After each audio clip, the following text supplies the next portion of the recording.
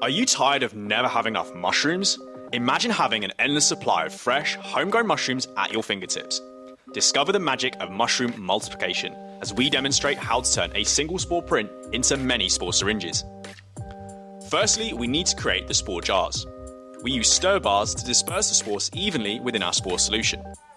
Make sure to clean any surface that could get particulates in the jar. Next, we fill the jars with clean distilled water, so there is no solute residue when sterilizing the jars. This is a Presto. We use it to sterilize our jars, but you can also use a pressure cooker. The water in the Presto wants to just cover the trivet. We put foil on top of the jars to prevent excess condensation gathering on the lid during cooking. To start the sterilization, we put the Presto on the induction hob and put it on max setting. On the Presto, when this bit pops up and steam starts coming out the spout, it's time to put the rocker on. When the Presto gets to 15 psi and makes this sound,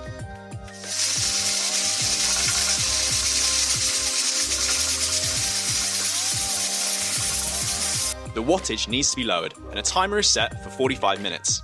Next, we get the jars out in front of the flow hood and tighten the lids.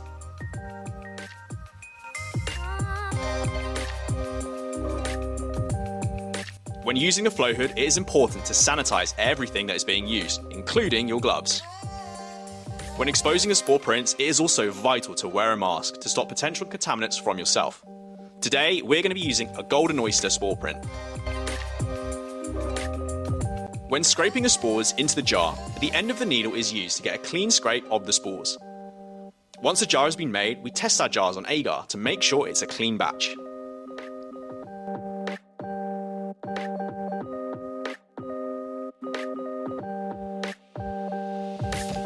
When plating a spore solution, it is important to open the agar lid to one side so that the air from the flow hood is still covering the agar plate.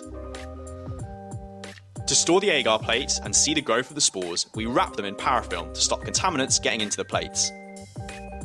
Next, we number the syringes, so if there's any issues with the plate, then further testing can be done with that specific syringe.